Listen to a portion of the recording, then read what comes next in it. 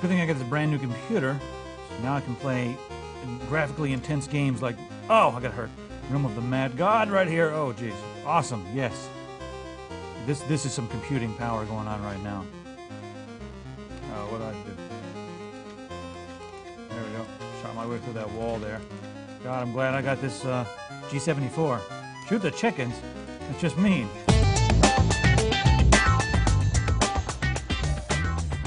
You're looking at a very serious gaming laptop. The ASUS G74. This is going to be one of my new gaming laptops. I'm not sure if I'm going to use this one exactly, unless, well, I probably will, unless ASUS decides to make a Logan edition. Unless ASUS decides to make a Logan edition. Hint, guys. Okay, let's take a really thorough look at this monster. All right, this beautiful monitor, this is a 17.3-inch, diagonally all the way across, display. And this runs at 1920 by 1080, giving you full 1080p resolution. I also want to note that the dimensions from here to here are 16.5 inches. So 16.5 here, 17.3 from there to there. 2-megapixel webcam here, disguised under a sleek little plastic window there. Also, I want to note that everything on here is rubberized, or I guess where your hands go. Very soft to the touch, very comfortable, and the fan goes right underneath here. The airflow goes into there, so it stays nice and cool to the touch. The model that we're looking at here, in particular, is the ASUS G74SX-XT1.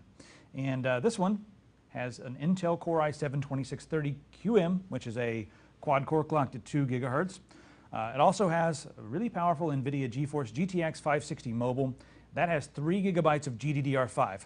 Now the system memory, we have 12 gigabytes of DDR3, and that's clocked at 1333. Also, this supports 802.11bg and N wireless. This one has a 500 gigabyte hard drive, and there's an extra expansion bay where you can add a second hard drive. I'll show you that when I take the bottom of the computer apart. This one does not have the 3D display and does not come with the 3D glasses from NVIDIA. So I just wanted to make a note before you guys start calling me and emailing me. The web camera is 2 megapixel. It supports Bluetooth 3.0. Also, we have 3 USB 2 and 1 USB 3 port. All right, taking a look at the side. In the front here, we have memory card slots there. Moving on back, that's your USB 3.0. Beside that's USB 2, VGA, HDMI, gigabit Ethernet, and there's your DC power input. Turning it around to the back, take a look at this. Large fan in the back.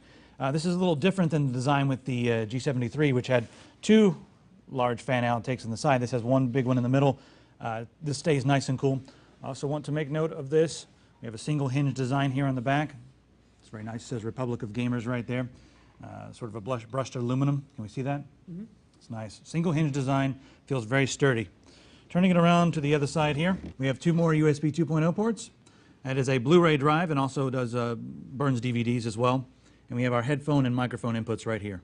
One other thing I want to make note of, and I love this is different from the G73.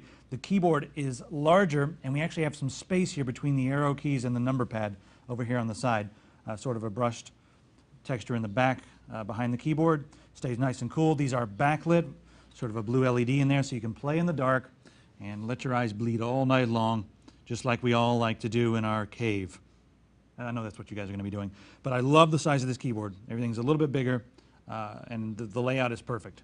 So I applaud ASUS for that. Upgrading the unit is very simple thanks to the large 1 screw. You just need to remove this 1 flathead and then just pull as hard as you can until you hear a cracking sound.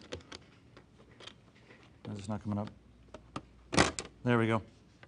It's a little more arduous than I thought. It's very simple. This just comes off. As you can see here, that's our RAM. Very easy to upgrade. It's 12 gigabytes right there. And then we have our 2 hard drives here. Actually, well, the spot for 2 hard drives. This one is full, but this one is empty, so you can always add another hard drive yourself. Show you how easy that is. If you want to install another hard drive, you just simply unscrew these 4 screws around here. And be careful with the screws. Lift up. And here's where we can install the hard drive here. The parts that you need to install the hard drive are included. So you'll have a second hard drive here. Snap this back into place now. Jimmy, the D-Link commercial audio is all out and it needs to be redone and re-uploaded. What do you mean the D-Link commercial? Taking on and off the battery is very easy. This is your lithium-ion battery pack. Actually, it goes like this.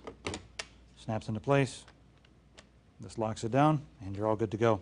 Okay, say you need to jump online really quick, or you need to go grab a photo and send it to a friend or do something, but you don't have time to boot into the OS. Well, that is, maybe you haven't installed an SSD in that extra slot. There's something called ExpressGate Cloud. I just press the button, so give it a second and it's going to pop on and we'll show you what it does. All right, this is ExpressGate Cloud. Now inside here you can browse the web, just like I've done there. Yay. All right, what's going on? All right, it brings up Google Chrome. I don't want to use Google Chrome right now.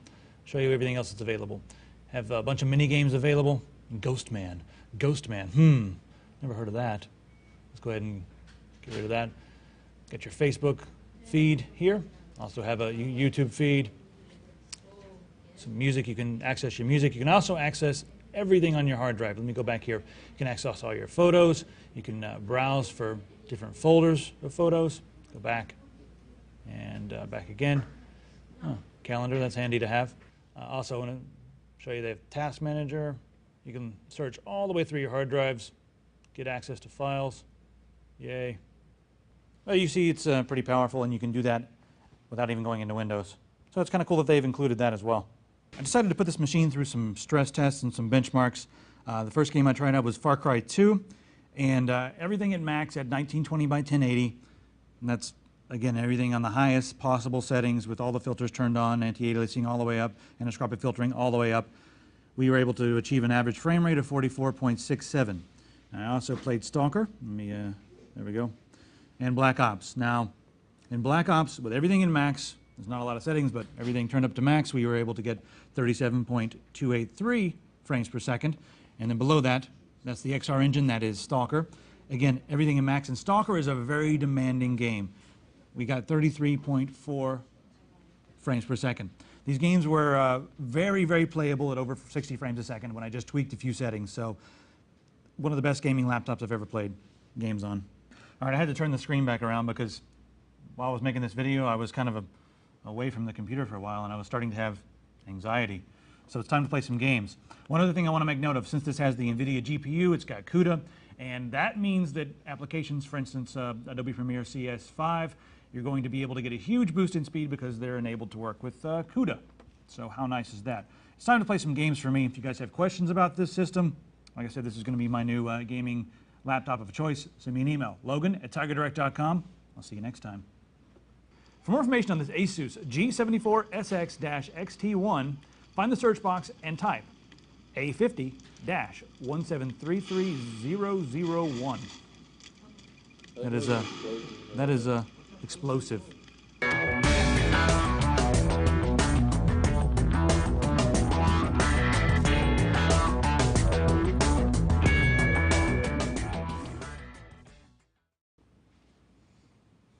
It just does so much. I don't know what to do with it. I'm tearing up. My head hurts. I'm sort of in shock and awe. It's so beautiful. Look at it. You know you want one.